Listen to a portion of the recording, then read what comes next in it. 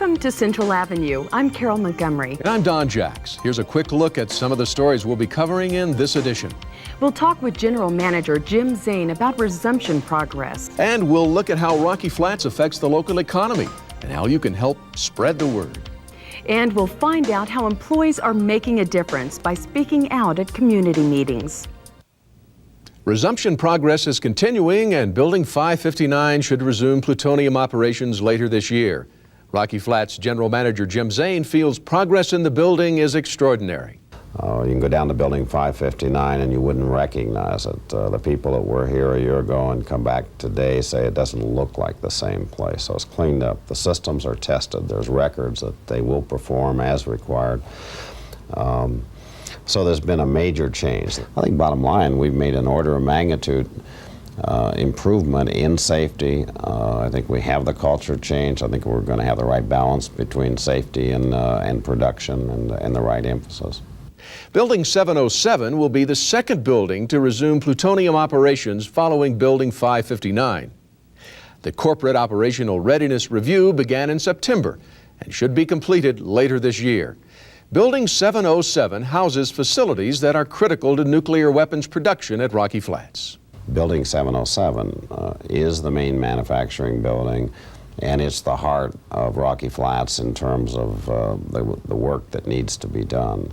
And so obviously Building 707 was the second building on our list, and it's fairly important that we get that building up and operating by the end of this year. Congressman David Skaggs recently visited the plant and toured Building 559.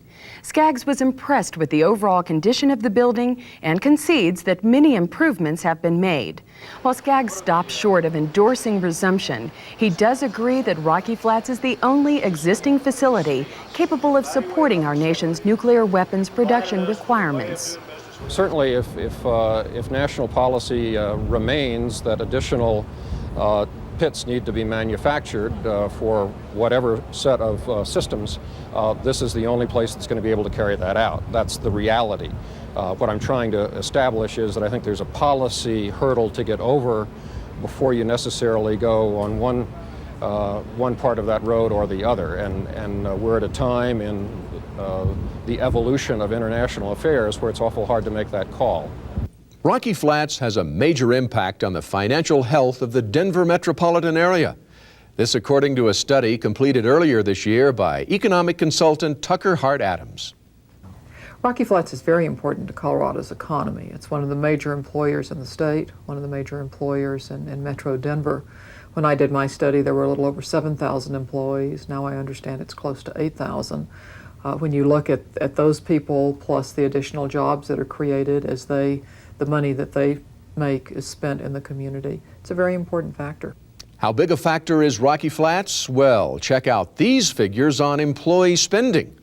Each year, Rocky Flats employees spend $152 million at local retail stores. That's enough to support a shopping center the size of Villa Italia or Crossroads Mall. Rocky Flats workers buy approximately 2,000 new and used cars and trucks each year, enough to keep 13 auto dealerships in business. And Rocky Flats workers buy 631 houses annually, generating $4.2 million in real estate commissions alone. Rocky Flats also generates additional jobs in the local community. For each job at Rocky Flats, an additional 2.7 jobs are created elsewhere in the state. That means 25,000 Colorado jobs are directly tied to plant operations. Despite these figures, most Denver area residents are not aware of the impact Rocky Flats has on the local economy.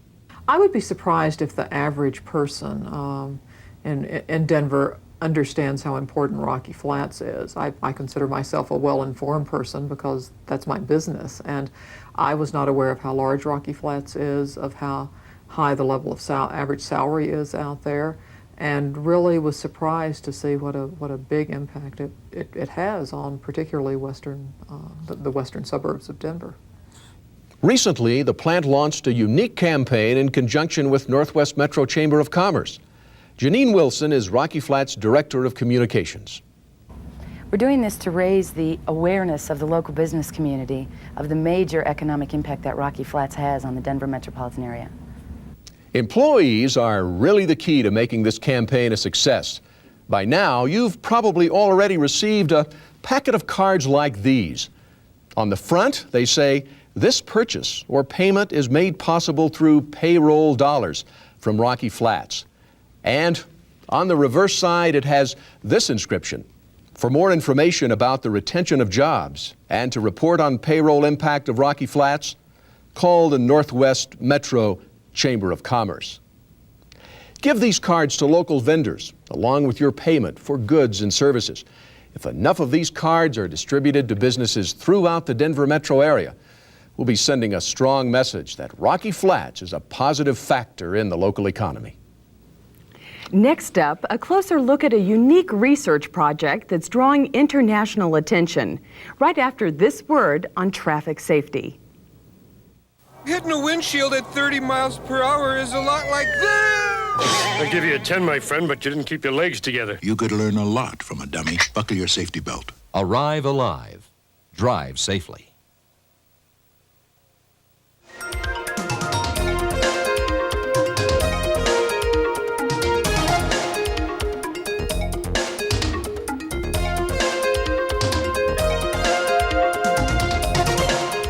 A novel method for determining worker exposure to beryllium has been developed by Dr. Sarah Clark, an experimental pathologist for EG&G Rocky Flats. The procedure determines internal exposure to beryllium by detecting antibodies in blood plasma. These antibodies are produced by the human body to fight invasion of foreign beryllium particles. Well, we've been able to show that there is an antibody specific to beryllium, and this is the first time that an antibody against a metal or an element has ever been found. Usually antibodies are against proteins, so this is a first. The procedure is proving to be a valuable tool in the fight against chronic beryllium disease, a progressive illness resulting from exposure to beryllium, a lightweight metal commonly used in the aerospace and nuclear industry. Currently, all beryllium workers at Rocky Flats are tested for exposure each year as part of their annual physical examination. We're the only place in the world doing this, so we're protecting our workers by screening them to see what kind of problem we might have and what we can, how we can possibly keep this disease from occurring again. More than 1,000 Rocky Flats employees who may have been exposed to beryllium have been tested using the beryllium antibody assay. Of those tested, 23 current or retired workers have displayed symptoms of chronic beryllium disease. Communities near the Rocky Flats plant will be independently monitoring the quality of their air, thanks to a program funded by the Department of Energy. The Community Radiation Monitoring, or COMRAD program, will place user-friendly air and weather monitoring stations in communities around Rocky Flats. Citizens will have instant access to a variety of air quality data. Arvada Mayor Lynn Easton is pleased with the program. The beauty of COMRAD is that it gives the individual citizen in the city of Arvada the ability to have personal oversight over what is going on in terms of air quality in their community. Not just air quality relative to Rocky Flats, but other air quality issues, and also weather monitoring information. It gives residents the opportunity to learn the basic concepts of radiation, learn the difference between man-made and naturally occurring radiation, and to learn what levels exist in the environment. 3 stations will be installed this year, one at the Stanley Lake Library in Arvada, another at South Midway Park in Broomfield, and the third at the Countryside Recreation Center in Westminster. Each station will include air monitoring equipment similar to that which is currently used by EG&G and the Colorado Department of Health for monitoring air quality in the Denver metropolitan area. The COMRAD stations will also have additional equipment to aid residents' understanding. Our stations will include a real-time proportional counter for gamma radiation exposure, and also a weather station that will provide temperature, wind speed and direction, and barometric pressure for that particular community. I like the term user-friendly, and that's exactly what it is. And I think it's a great program, and I think that it's not costing this community anything. And in fact, we're going to derive a great amount of benefit from it in terms of education. Comrade provides an opportunity for local communities to actively participate in Rocky Flats air monitoring program and independently evaluate the results for potential health and environmental impacts from plant operations. The first annual Edgerton Scholarships were awarded on September 10th. Recipients of the 4 $2,500 scholarships were Rebecca Flewelling, daughter of Art Flewelling and Suzanne Mitchell, Kim Doloff, daughter of James and Ann Bernick, Sanjay Banerjee, son of Bajoy and Runu Banerjee, and Robert Lee McFeeters, son of Tom and Doris McFeeters. The scholarships are awarded to dependents of Rocky Flats employees and retirees who are entering Colorado colleges as freshmen. The Edgerton Scholarships are presented in honor of world-renowned scientist and EG&G founder, Dr. Harold E. Doc Edgerton. All employees with eligible dependents are invited to participate. For more information, contact Jim Breen at 966-2202. The Department of Energy recently awarded $58,000 to the Adams County School District. The funds will assist in the development of a modern technology laboratory at the Hodgkins Middle School in Westminster. A traditional wood shop is being transformed into a modern technological laboratory with individual learning modules covering a wide variety of subjects. The project is modeled after a similar program in Nevada. Bob Nelson is the manager of DOE's Rocky Flats office. What we've tried to do is make a facility, help a school make a facility where science and engineering, technical things can be encouraged for all young people. Assuredly, the applied tech labs provide hands-on opportunities for youngsters that I think, in effect, provides a motivational base that would attract youngsters to mathematics and science, and so I think there will be a renewed interest. Laboratory modules will address subjects like biotechnology, health, laser technology, waste management, and architectural design. The Department of Energy's contribution will fund the purchase of computer hardware and software. Nelson hopes that the lab will help youngsters to get excited about science and mathematics.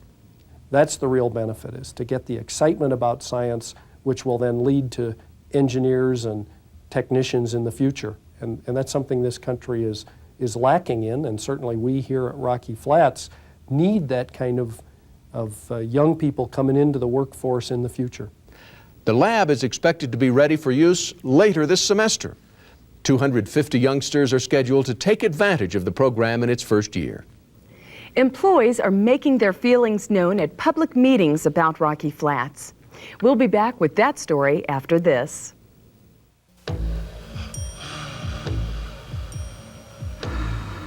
When I grow up, I want to be a track star. No one ever says, I want to be a junkie when I grow up. Don't let drugs get in the way of your dreams.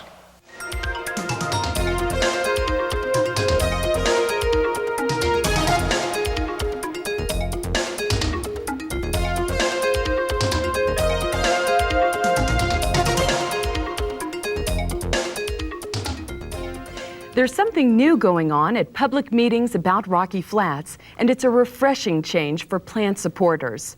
Employees are speaking out on key issues. As a result, a more balanced picture of operations is being presented to the public. Rocky Flats has had an exemplary safety record in the past. John Fleissner is a nuclear physicist at Rocky Flats. He is also president of Candid, an employee group dedicated to correcting misconceptions about the plant and other nuclear issues. Fleissner feels the public is ready to listen to plant employees. And I think those people are very receptive to the message that we bring. I think they're interested in meeting people from Rocky Flats and seeing that we're not the mad scientists in the white coats running around, and that we are people that live in their own community. We are their neighbors. We're interested in doing our job professionally and safely here. and that we wouldn't do anything to jeopardize the community or the environment. Dan Sivers heads up RFAX, another employee group whose goal is to keep workers informed about critical plant issues. You always hear about glowing in the dark, or, you know, you at Rocky Flats are contaminating the environment. And I just wanted people to know that we're really not doing that.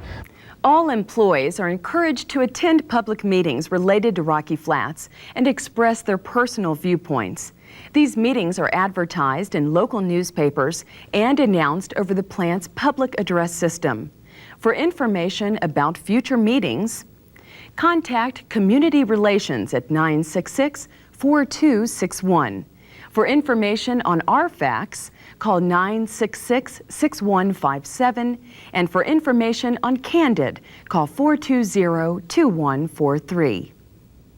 Rocky Flats gets more than its fair share of media attention. In 1990 alone, the plant averaged one story per day in the local newspapers. The job of working with reporters who cover the plant falls to the Media Relations Group, managed by Jeff Schwartz.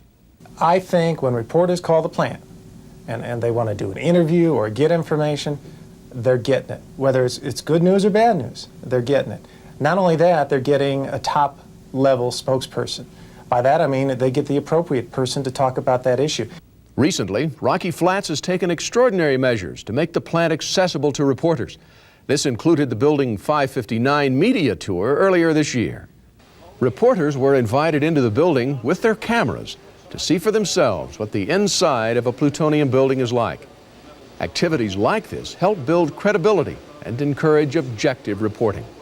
We break down the barriers that this is a place that has this veil of secrecy spread over it, shielding it from the public, that we don't want the public and reporters to know what goes on out here. We're breaking that down. Bringing reporters into the plant can be difficult, especially when dealing with our considerable safeguards and security measures. However, these efforts are paying off, and the media is responding. Things have changed at the Flats, and from my point of view, and I think which is the public's point of view, they changed for the better. It is easier to get answers. I think that the Rocky Flats media relations team has gone in 3 or 4 years from really having problems, from being closed-mouthed, stonewalling things, to being really probably the best I deal with. I think they believe us because they've seen the results. They don't have to listen to us talk about it. They've seen that the Flats is putting out more news and becoming more open and doing more tours and more briefings, dramatically more. And by that, they know that the plant is no longer this mysterious place no one can get into. If they want information, they'll get it. Meanwhile, we're putting out lots of information. Media relations efforts are paying off. So far in 1991, more than 200 stories, most of them positive, have appeared in local newspapers as a direct result of press releases issued by the plant. And that wraps up another edition of Central Avenue. Thanks for watching. See you next time.